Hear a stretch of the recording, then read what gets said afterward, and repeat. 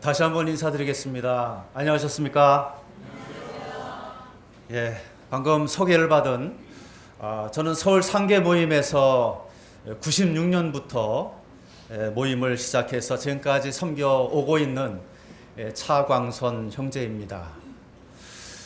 서대문 교회는 제가 구원받고 난 이후 정말 함께 하면서 우리 주님을 배우고 또 성경을 배우기를 원했던 마음속에 사모하던 모임 중에 하나였습니다.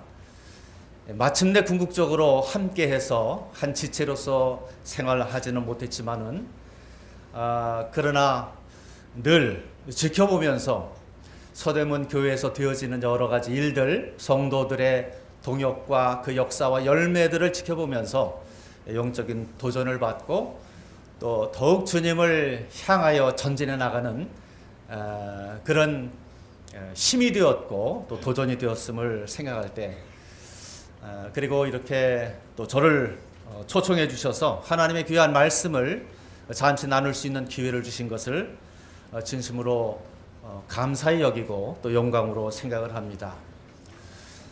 가만히 헤아려 보니까 제가 개척하기 바로 직전 서대문 교회에서 복음 집회를 했던 기억이 있습니다. 아마 그 기억을 하시는 분들이 혹 계실는지 모르지만 그때 처음 강단에 서는 그리고 복음을 전하는 경험이었었는데 몹시 떨리고 그리고 두려움이 있었고 과연 집회를 잘 감당할 수 있을까, 생명의 복음을 잘 전할 수 있을까 마음의 염려도 되었었는데 성도님들의 기도와 또 성령의 도우심으로 잘 마칠 수 있었습니다.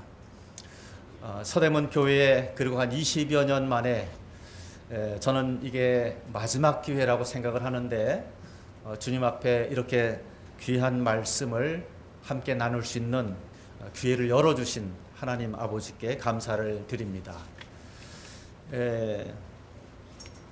4시간 나누게 될 주제는 주님의 다시 오심을 사모하라 하는 주제입니다. 이 주제는 우리들에게 익숙하고 친숙하고 그리고 이 단어대로 말대로 마음속에 정녕 우리 주님의 다시 오심이 소망이 되고 사모가 되고 하루하루 살아가면서 혹 오늘 새벽일까 혹은 정오일 때일까 아니면 해가 뉘엿뉘엿 저물어가는 황혼 때일까 아니면 한밤중일까 주님은 오실 것이고 반드시 오실 것이고 이 세상 역사는 종말로 치달을 것이며 그리고 하나님의 계획하신 영원한 하나님의 나라가 전격 도래해서 영영토록 성부 성자 성령과 함께 피로 사신 교회와 성도들과 더불어 영생복락 희락을 누리게 될 것입니다. 그러니 이 날이 얼마나 사모되는지 모르겠습니다.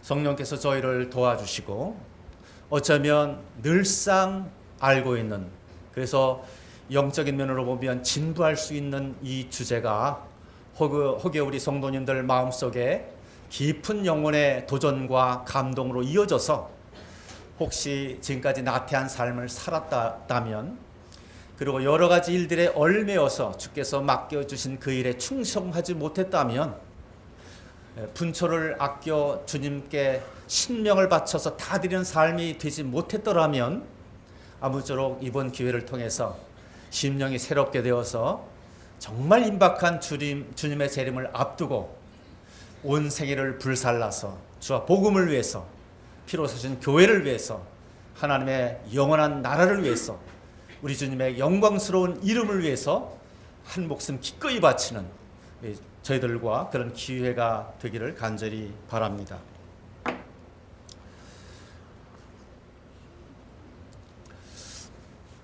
제게는 두 가지 사진 컷이 제 심정 속에 남아 있습니다.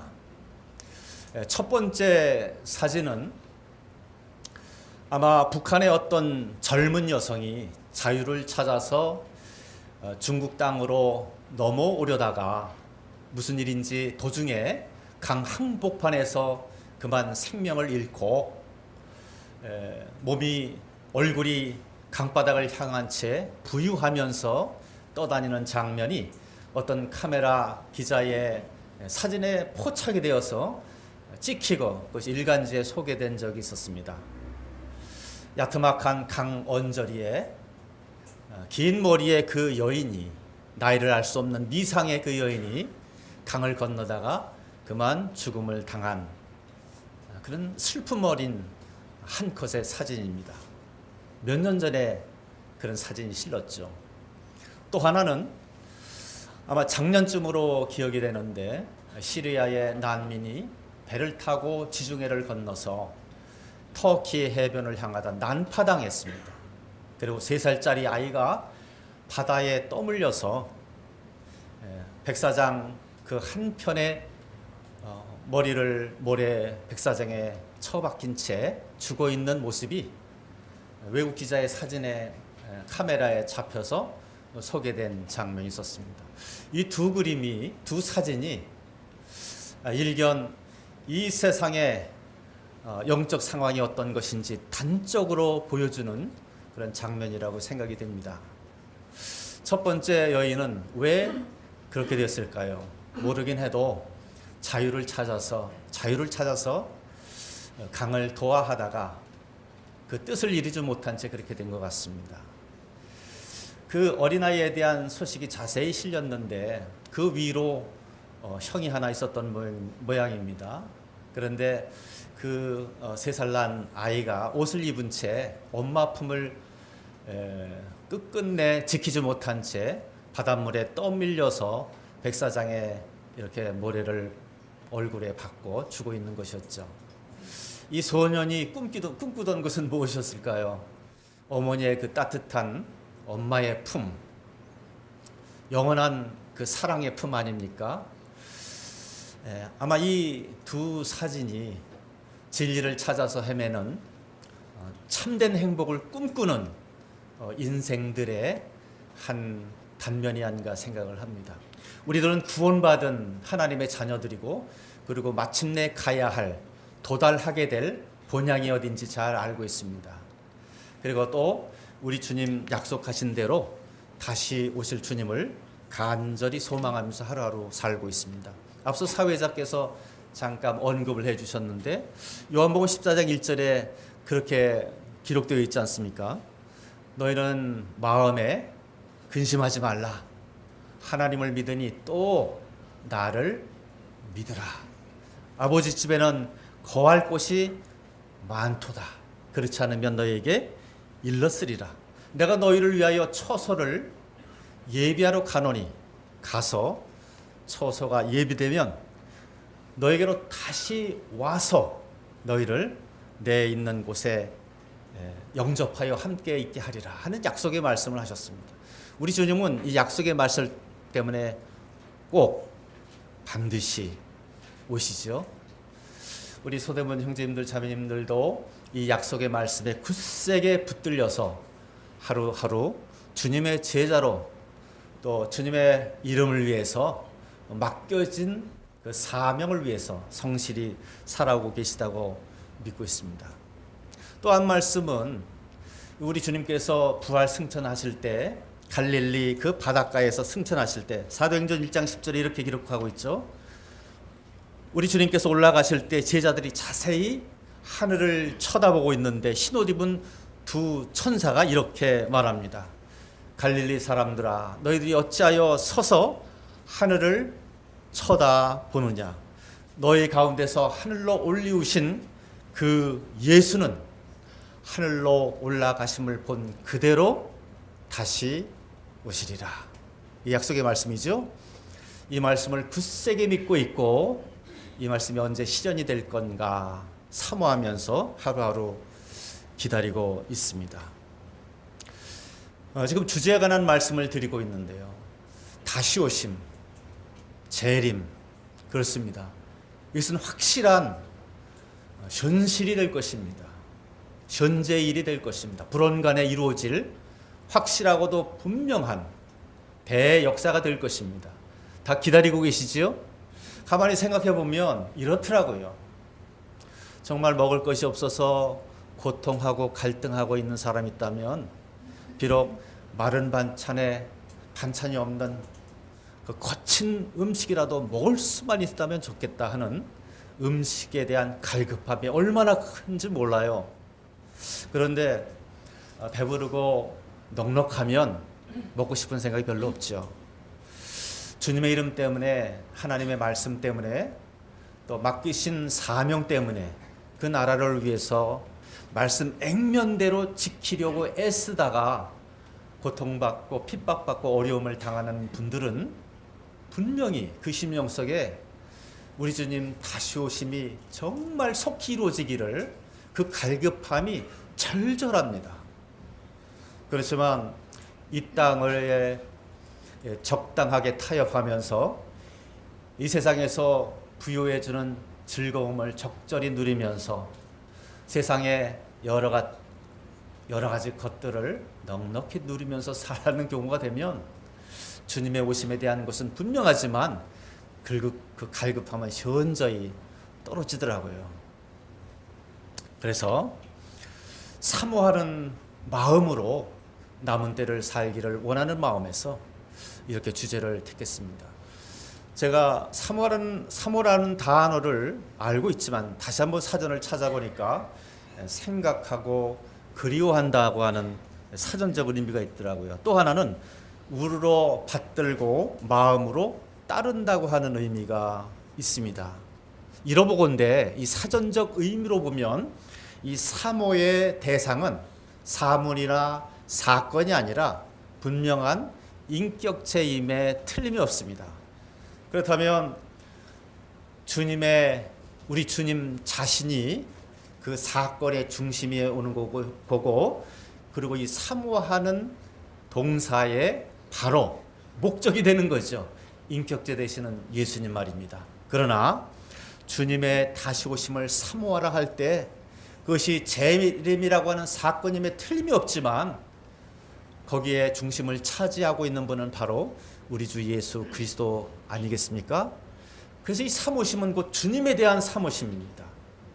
약속하사 반드시 성취하실 주님, 우리를 고와 같이 내버려 두지 않고 반드시 오실 주님, 그리하여 우리를 영광 중에 이끄셔서 주를 위하여 복음을 위하여 수고한, 그리고 진리의 말씀을 액면 그대로 지키기 위해서 하나님의 그 합당한, 이름에 합당한 영광을 위해서 고난받고 애쓰며 눈물 흘린 성도들의 눈물을 씻겨주실 우리 주님, 그 주님에 대한 사모심이 날이 갈수록 우리 마음속에 차오르고 또 넘치고 있습니다.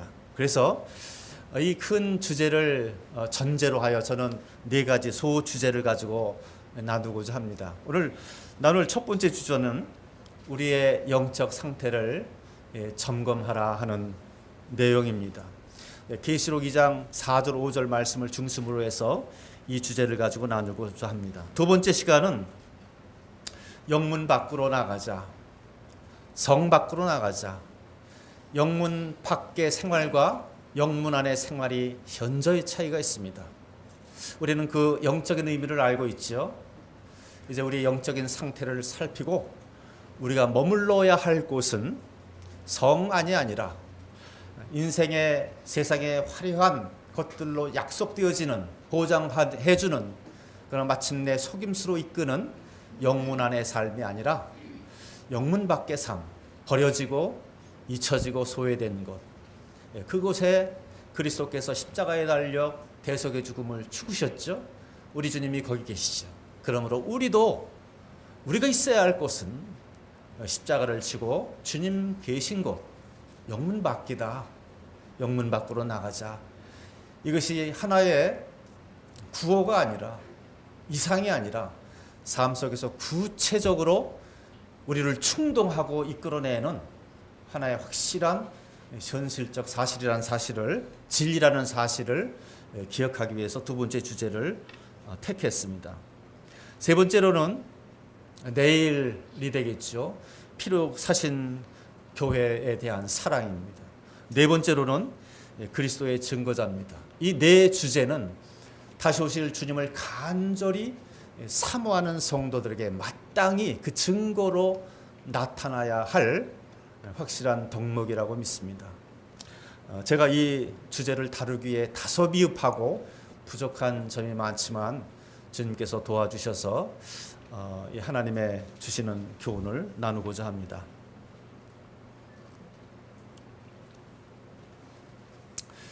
내일 해당되는 주제 때 말씀을 드리겠습니다만은 저는 1996년에 교회를 개척해서 두 가정이 시작해서 지금까지 이루고 있습니다. 20년이 훌쩍 지났습니다. 그리고 저희 삶을 돌아보게 되었습니다. 이제 주님 앞에 서게 되면 주님께서 저를 향한 평가는 어떠하실까?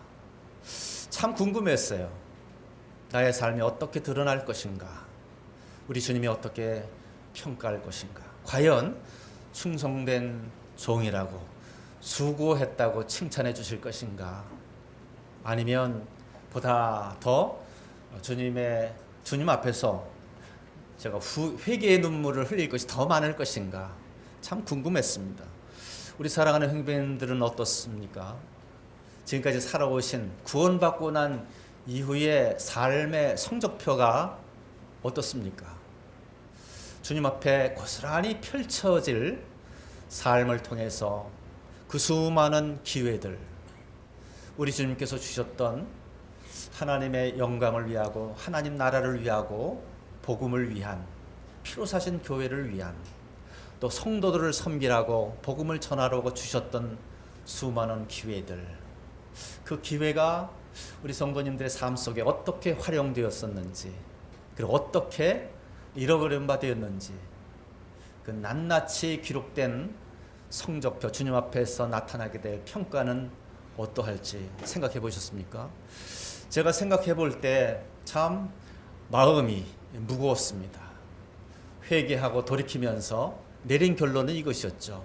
주님, 지나간 시간들은 어떻게 할 수 없고 또 지나가 버린 기회들은 어떻게 할 수 없지만, 그러나 주님 내년에 오실지 한 달에 후에 오실지 6개월 안에 오실지 모르지만 그 남겨진 날들만큼만은 정말 후회 없이 정말 주님이 기뻐하시는 그 열매를 맺는 삶이 되게 해 주십시오. 그런 삶으로 남은 생애를 채우고 싶다, 그런 생각을 가졌었습니다. 아마 우리 사랑하는 형님들도 같은 생각이라고 여겨집니다. 형님들의 진정한 현재 시간의 영적인 모습은 어떻습니까? 진정한 영적 상태는 어떤 것으로 분별이 되고 있나요? 지금에 만족을 하십니까? 적어도 그것이 하나님께서, 우리 주님께서 보시기에 합당하고 기쁘시게 여길 만한 상태입니까? 오늘 첫 시간에 이 영적인 상태를 한번 살펴보기를 원합니다. 우리 계시록 2장 가셔서 에베소 교회에 대한 우리 주님의 말씀을 통해서 잠깐 교제 나누고자 합니다. 계시록 2장입니다. 계시록 2장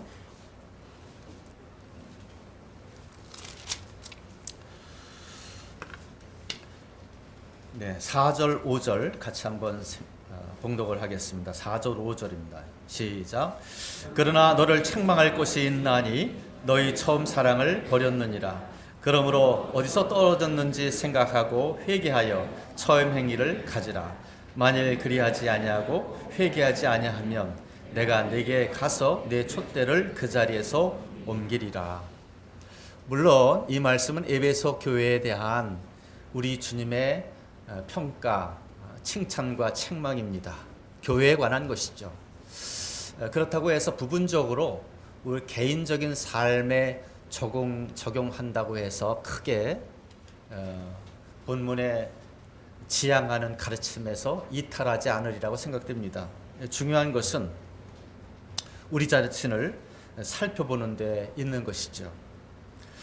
여기 에베소 교회의 주님에 대한 평가와 책망은 처음 사랑을 버렸다는 것입니다. 교회가 그렇다는 거죠. 그렇다면 개인적으로 보면 우리 개개인의 삶은 어떨까요? 처음 사랑이란 무엇이겠습니까? 그런 경험이 다 있죠. 구원받으신 그때로부터 처음 사랑. 제가 예수님을 만나고 구원받고 난 이후에 점점점 사랑의 의미를 깊이 있게 또 그 넓이를 그 크기를 깨달아가면서 참 이 사랑은 아버지 하나님의 사랑은 십자가를 통해서 나타난 사랑은 참 고귀하고 참 따뜻하고 뜨겁고 아름답구나 생각을 했습니다. 그리고 저는 그런 사랑으로 남은 생애를 살아야겠다 하는 생각을 했습니다. 구원의 첫사랑은 참 뜨거웠습니다. 그리고 그때 마음은 이제 내 생애는 온전히 주와 복음을 위해서 살아야 되겠다. 주님의 이름을 위해서 하나님의 나라를 위해서 전적으로 드리는 삶이 되어야 되겠다 할 만큼 참 이 뜨거운 심장에 하나님의 사랑으로 불타올랐습니다.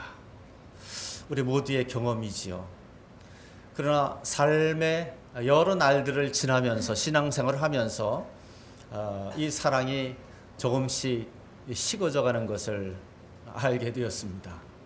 그리고 그 의미를 정확히 알고 있지만 어느새 제 마음속에 아슬하게 식어져 있는 상태로 남겨져 있다는 것을 발견하고는 깜짝 놀라게 되었습니다. 또 이것이 아닌데 하는 생각을 하게 되었죠. 이 계시록 2장 이 말씀을 보면서 처음 사랑을 버린 에베소 교회에 대한 책망이 곧 저에 대한 책망으로 받아들여졌습니다. 이 사랑을 잃어버렸다는 것처럼 슬픈 일이 없지 않습니까? 우리가 무엇을 해도 이 사랑으로 하는 것이고 복음을 전하든 예배를 드리든 봉사를 하든 그 사랑을 입은 그 힘으로 하는 것인데 이 사랑이 식어져 버렸으니 전도를 해도 예배를 드려도 성도들을 섬겨도 교제를 해도 식어버린 사랑으로 하는 것이니 참 그것이 무슨 의미가 있겠나 생각을 하게 되는 것이었죠. 그런데 5절에서 보시는 것처럼 어디서 떨어졌는지를 생각하라고 주문하고 있습니다. 어디서 떨어졌는지, 있어야 할 자리가 어딘지, 원래 보존되어야 될 상태가 무엇인지, 잃어버리지 말아야 될 그 사랑 그 자체가 어떤 것인지, 어디서 떨어졌는지 생각해 보라고, 살펴보라고 우리에게 권면을 하고 있습니다. 그리고 처음 행위를 가지라고, 그리고 회개하지 않으면 촛대를 옮기겠다고. 교회에서 촛대를 옮기는 것처럼 심각한 문제가 없죠. 그러나 우리 각 개인에게 우리 주님이 구원받을 때 구주와 주님으로 와 계십니다. 우리에게 있어서 그 사랑이 식어져 버리면 도대체 우리가 구주와 주님으로 모시고 섬기는 그 주님은 어떻게 되시는 겁니까? 제가 이런 생각을 합니다. 요한계시록 3장에는 3장 20절 말씀을 잘 기억하죠. 복음 전할 때 증거하는 말씀이잖아요. 자주 볼지어라 내가 문 밖에서 두드리노니 누구든지 내 음성을 듣고 문을 열면 내가 들어가서, 이 말씀을 잘 아실 것입니다. 구원받지 못한 상황으로 그렇게 그 말씀들을 잘 사용하지요. 그런데 본디 참된 교회는 예수께서 구주와 주님이 되셔서 빛으로, 영원한 빛으로 좌정하고 계시는 것이 아닙니까? 촛대로 표현되고 있는데 만약에 촛대가 옮겨진다면, 하나님의 말씀이 사라진다면, 주님께서 더 이상 구주와 주님으로 대접받지 못한다면 그것처럼 슬픈 일이 어디 있겠습니까? 우리 마음에 영접되셨던 우리 구주와 주님이 우리들의 나태와 세상 사랑하는 그것 때문에 주님께서 주님으로, 구주와 주님으로 대접받지 못하시고 마치 쫓겨난 것과 같은 상황이 된다면 이것처럼 비참하고 슬픈 상황이 어디 있겠습니까? 교훈이라는 것이 뭔가요? 우리는 이 말씀을 통해서 우리가 어떤 자세로 살아야 할 것인지에 대한 교훈을 확실하고 분명히 받을 수 있다고 생각합니다. 그래서 시편 26편 2절에 보면 여호와께서 나를 살피고 시험하사 이런 말씀이 나옵니다. 하나님께서 우리 각자의 심령을 살피고 계시죠. 통촉하고 계시죠. 우리 자신도 우리 자신을 살펴봐야 됩니다. 내가 어디서 떨어졌는지, 내가 어찌하여 이 첫사랑을 잃어버렸는지, 왜 이렇게 싸늘하게 식어져 버린 잔재만 남았는지, 그토록 하늘이라도 찌를 것 같은 열정은 어디로 갔는지, 내 목숨을 단박에 바쳐서라도 주와 복음을 위해서라면 내 자신을 드리겠다고 하는 그 각오와 확신과 결단은 다 어디로 갔는지, 이런 점을 살펴보게 되는 것이죠.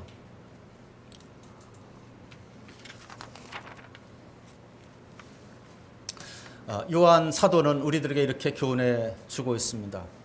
이 세상이나 세상에 있는 것들을 사랑하지 말라고 말이죠. 그것을 사랑하게 되면 아버지 사랑이 그 속에 있을 수 없다는 거죠. 우리는 세상을 결코 사랑할 수 없는 자들입니다. 그런데 사도에 의하면 우리의 신앙이 약화되고 우리가 주의하지 않게 되면 또다시 미혹받아서 우리 주 예수 그리스도를 거절하고 십자가에 못 박았던 그 세상을 향해서 마음을 열게 되고 또다시 사랑을 하게 된다는 것이죠. 사도 바울은 디모데에게 쓴 글에서 돈을 사랑함이 일만하게 뿌리가 된다고 경고를 하고 있습니다. 돈은 참 필요하고 좋은 것이지만 그러나 이것이 우리들에게 와서 우리들의 마음을 미혹해서 우리 주님이 있어야 할 자리, 주님이 계셔야 할 자리를 빼앗고 그것이 차지하는 경우가 있습니다. 성경은 여러 인물들을 통해서 우리에게 교훈을 주고 있습니다. 창세기에 등장하는 롯의 처를 생각해 보면 천사는 결코 뒤를 돌아다 보지 말라고 경고한 적이 있습니다. 그러나 롯은 어떻습니까? 그 멸망의 도성을 빠져나오다가 뒤를 돌아다 봤습니다. 그리고 소금 기둥이 되었습니다. 소금 기둥은 어떻고 돌 기둥이라면 또 어떻겠습니까? 중요한 것은 그것으로서 롯의 처의 생애가 생명이 끝나버리게 되었다는 것 아니겠습니까? 그렇다면 롯의 처는 왜 세상을 돌아봤을까요? 그가 살던 도성을 왜 뒤돌아봤을까요? 무엇이 미련이 남아서? 아마도 그가 그 도성에서 힘쓰고 애써서 읽어 놓았던 그 여러 것들에 대한 아쉬움 때문에, 미련 때문에 돌아봤던 것 같습니다. 그것이 죄악이라는 것이죠. 그래서 그것이 심판받을 일이라는 것이죠. 아간의 범죄를 아시죠? 시날산 외투가 탐이 나서 그것을 훔쳐서 감춘 그 사람 말입니다. 나오미의 경우는 어떤가요? 그가 남편이 있고 또 아들이 있었습니다. 두 아들이 있었습니다. 그렇지만 왜 그 복음의 도성을 떠나서, 복된 도성을 떠나서 이방 땅으로 갔을까요?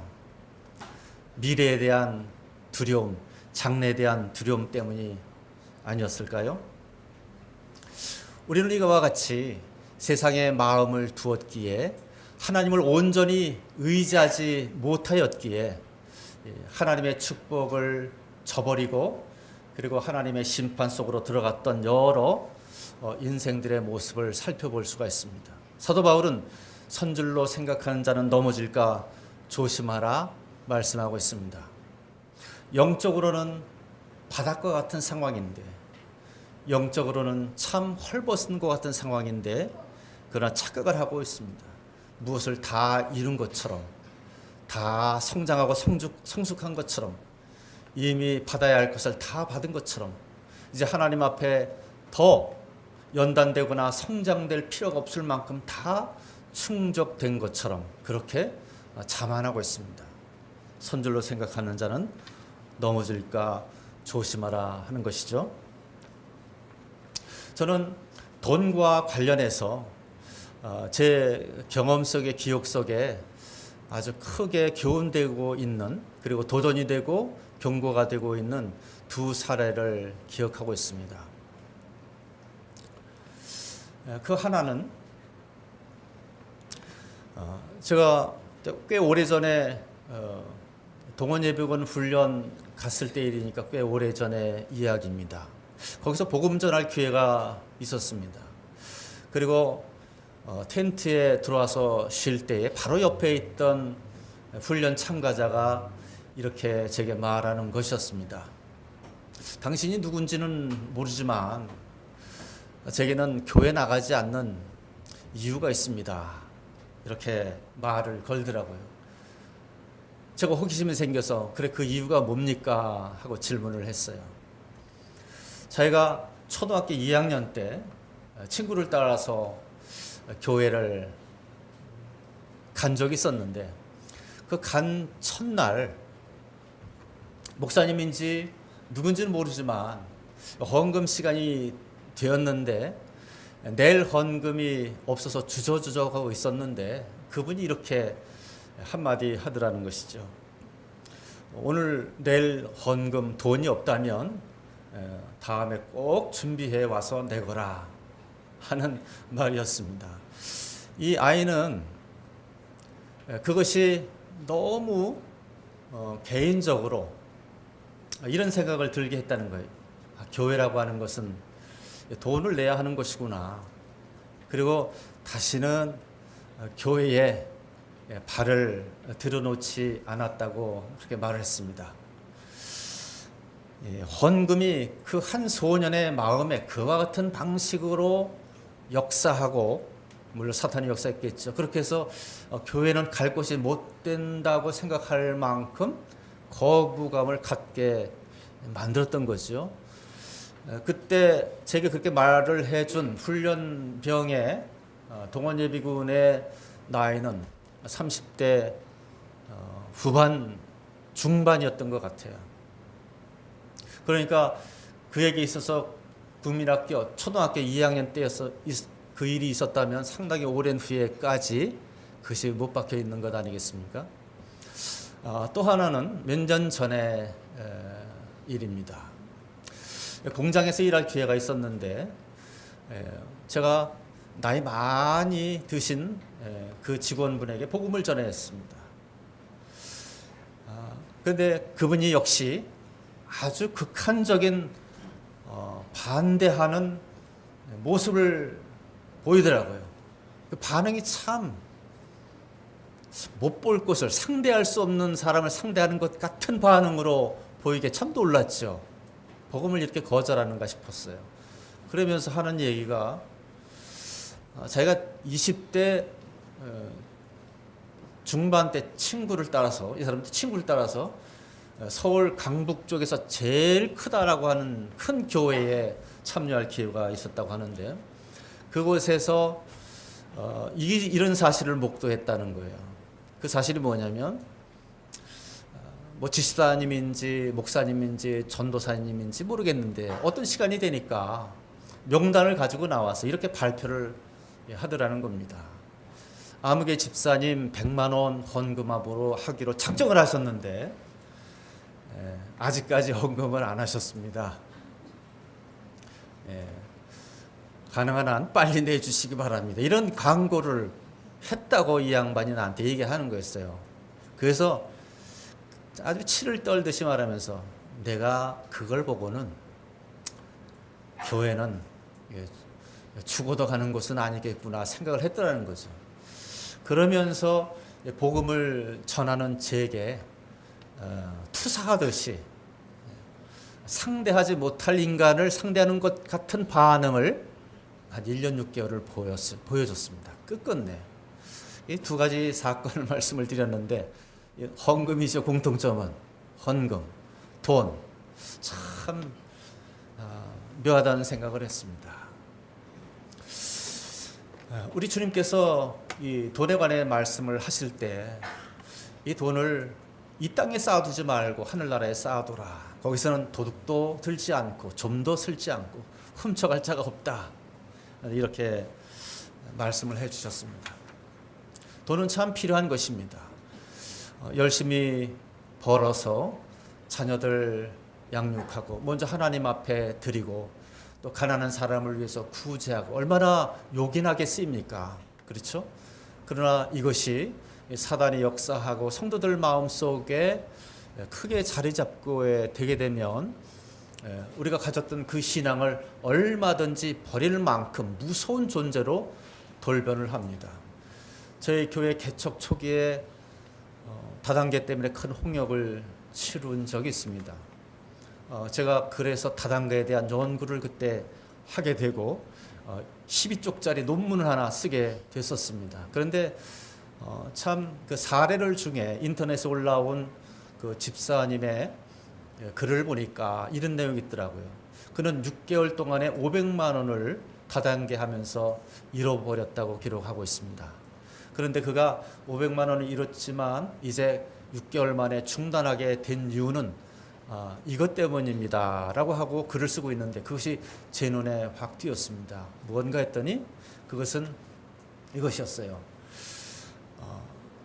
다단계에 그 가르치는 바 그 내용들에 몰입되다 보면 결과적으로 우리 하나님, 우리 주님이 자리하셔야 될 그 자리에 다단계가 자리하게 되더라.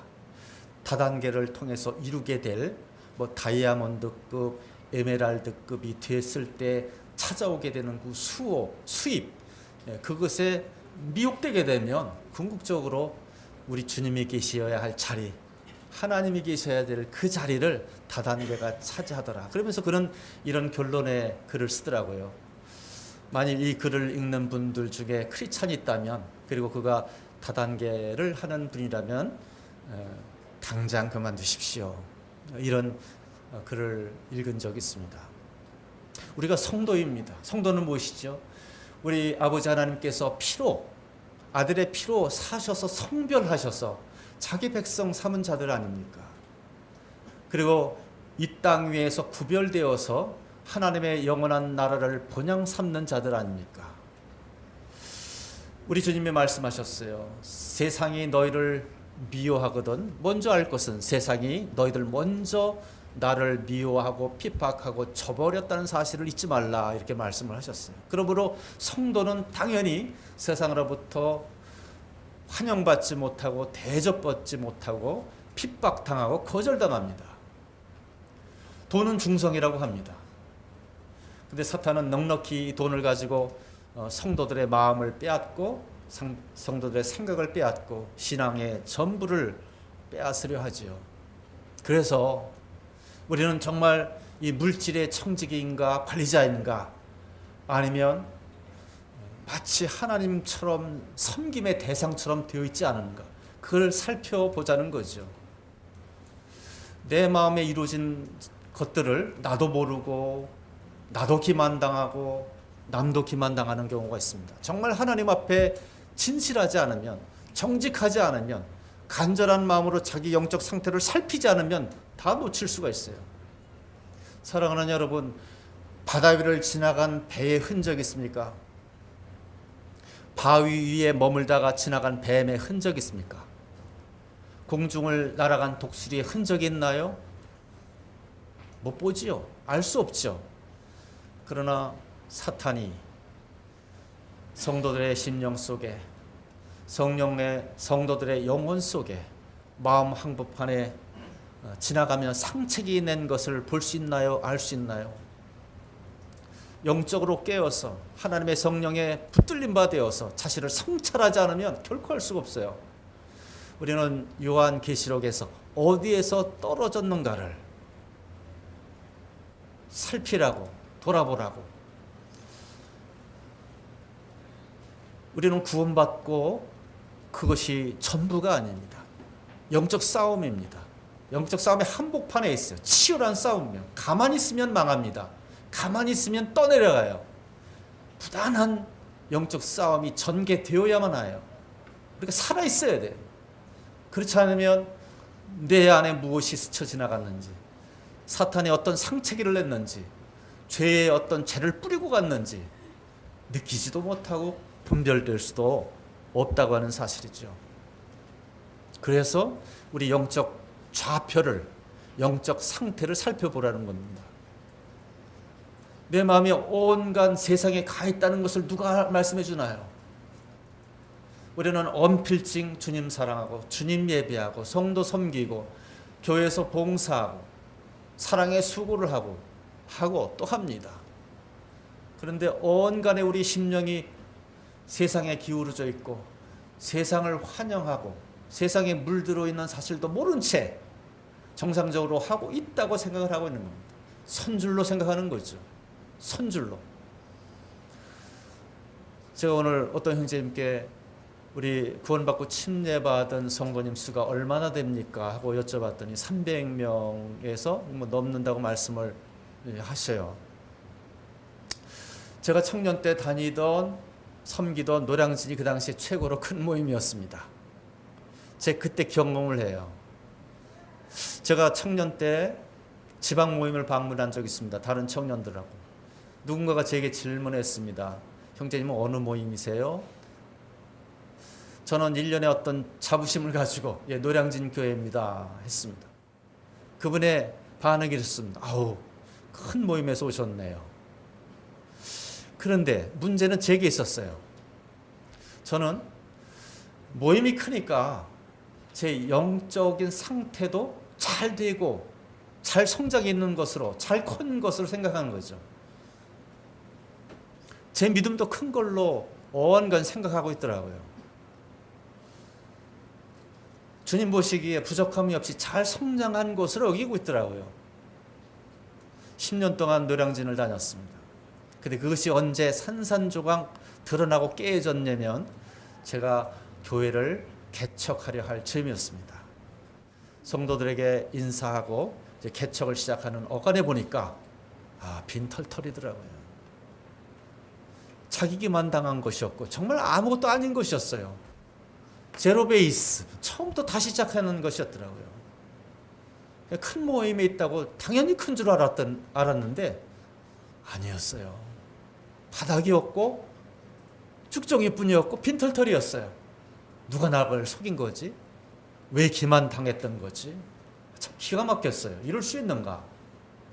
그래서 영적 상태를 분별해 보는 것은 끊임없이 지속적으로 항상 되어져야만 하는 일이라는 생각을 하게 되었습니다.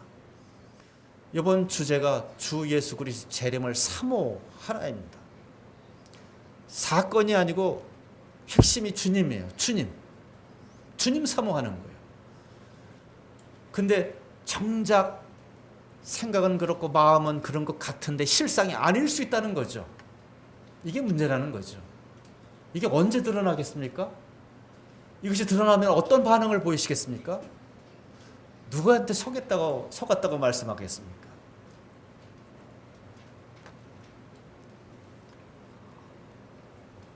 우리 아버지 하나님은 우리를 정말 사랑하지만 그리고 여전히 우리의 신령을 통촉하십니다. 우리를 사랑하시기에, 우리를 도우시기 위해서 우리도 우리 자신을 살피고 돌아봐야 됩니다. 제가 이것을 제 개인적으로 실감나게 해주는 하나의 경험을 좀 말씀을 드리려고 합니다. 제가 개척하기 전에 공무원이었고 제 아내는 은행원이었습니다. 강원도 전도 여행을 통해서 부르심을 입은 후에 우리 부부는 기도하면서 이 모임 개척을 위해서 둘 다 사직하기로 결정을 했습니다. 그리고 전적으로 도우시는 주님만 의지하기로 했습니다. 96년도에 그렇게 했습니다. 자녀들을 키우면서 그동안 생각지 않았던 문제가 발생을 했습니다. 아이들을 학원에 보내고 뭐 이것저것 하다 보니까 돈의 용처가 많이 생기는 거죠. 그래서 부부가 집안일을 돕는 가사 도우미 일을 하게 됐었어요. 어떤 의사분의 집에 가서 일하게 됐어요. 그런데 비싼 예물 시계가 어느 날 없어졌다고 하더니 우리 부부를 절도죄로 신고를 했어요. 고발을 했어요. 그래서 경찰서에서 형사들이 와서 우리를 조사하고 그리고 경찰서에 출두하라고 명령서를 보냈어요. 절지의 부부가 피의자가 되어서 형사 앞에 끌려가게 됐습니다. 그때 거짓말 탐지기를 처음 봤어요. 거짓말 탐지기. 조사관이 이렇게 말하는 것이었습니다. 우선 본격 거짓말 탐지기를 작동시키기 전에 한번 실험을 해봐야 되겠습니다. 그러니 1부터 10까지, 10가지 숫자 중에 한 가지 숫자를 생각해 두십시오. 정하십시오. 정했습니까? 예, 정했습니다. 그랬죠. 뭐 하나라고 하니까 하나 정했지요. 그분한테는 말 안 하고 이제 3자를 택했어요. 그러면서 그 조사관이 이렇게 말하는 것입니다. 내가 질문할 때마다 당신은 이렇게 대답해야 됩니다. 아닙니다. 라고 대답해야 된다는 거예요. 전부 아닙니다. 그리고 질문이 시작되는 거죠. 1번을 선택했습니까? 아닙니다. 아닙니다. 하라 그러니까 아닙니다라는 거죠. 두 번째, 2번을 선택했습니까? 또 질문하더라고요. 아닙니다. 그다음에 세 번째, 제가 마음에 정한 거잖아요. 숫자 3. 세 번째가 됐어요. 짧은 순간인데 여러 가지 생각이 막 스치는 거예요. 막 내가 3이라고 한 걸 생각만 하는데 이 사람이 알 수는 없고 탐지기가 뭘 어쩐다는 건가 이런 생각을 하면 있는데 3자를 택했습니까? 하고 질문하는 거예요. 예 할 뻔하다가 아니요 아닙니다 그랬죠? 아닙니다. 그래서 4번 5번 10번까지 갔어요. 뭐 하자는 건가 했더니 조사관이 3번을 택했죠 그러는 거예요. 그러니까 도대체 나는 그냥 생각만 했을 뿐이고 내 생각, 마음, 내 속에 뭔가 나도 감지하지 못하는 어떤 것을 이 기기가 캐치해서 드러내 보이지 않고서야 어떻게 하냐 이거죠. 짜고 하는 것도 아니고 이쯤 되면 다 불게 돼 있죠, 그죠? 예, 다 불게 돼. 그러면서 질문하는 거예요. 그럼 예물 시계를 본 적 있습니까? 막 이렇게 해요. 뭐 얼마짜리인지 모르지만 뭐 몇백만 원 되는지 모르지만 근데 사실은 아니거든요. 뭐 훔쳐갈 리가 없잖아요, 우리 부부가. 그러니까 아닙니다. 아닙니다. 이건 뭐 시켜서가 아니라 사실을 그러니까 아니라.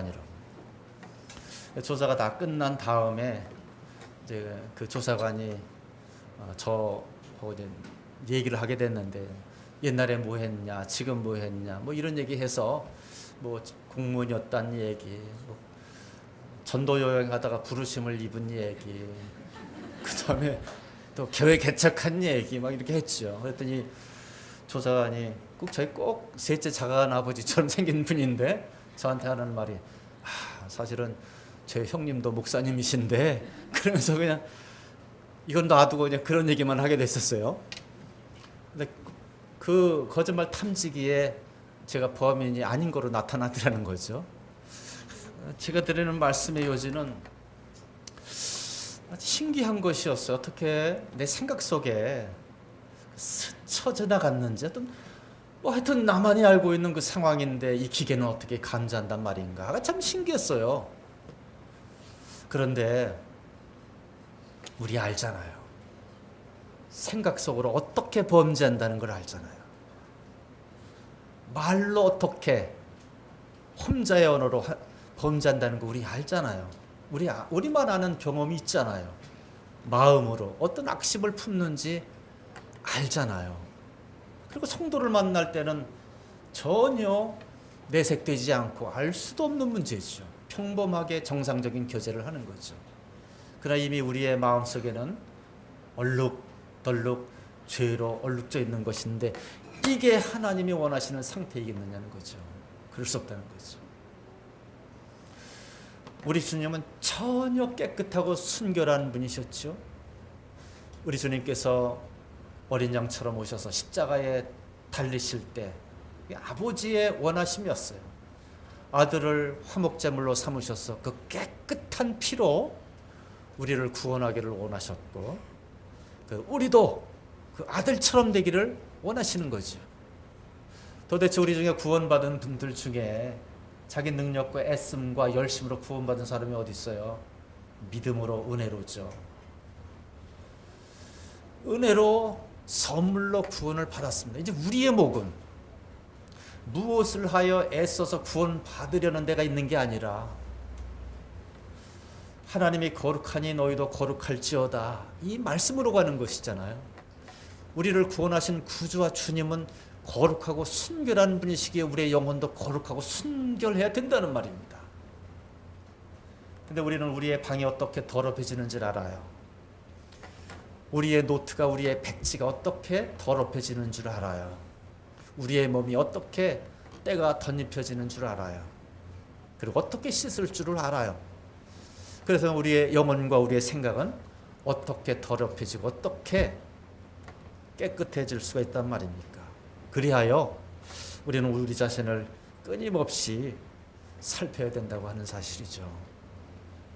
정말 주님의 제 이름을 사모한다면, 앞서도 말씀드렸지만 보세요.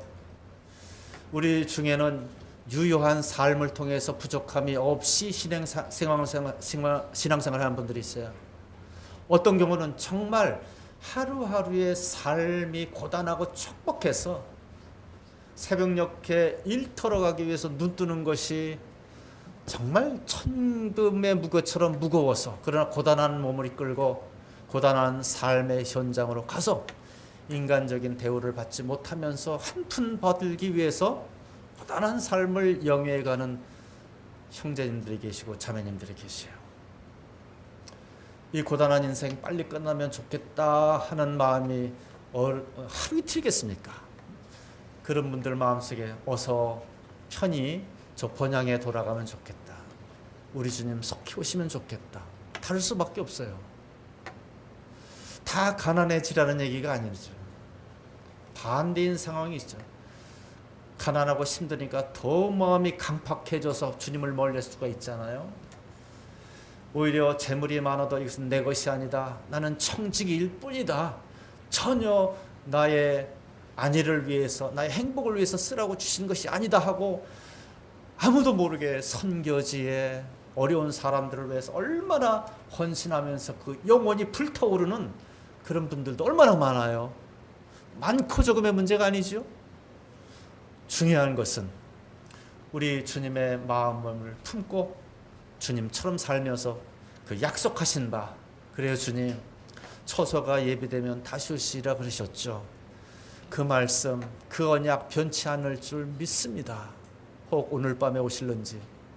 주님, 때로 이 고단한 육체를 생각하면 이 뼈마디 쑤시고 이 모든 근육이 굳어져서 이대로 죽는가 싶을 적에는 주님 그대로 주님 데려가 주시기를 바랄 때도 있어요.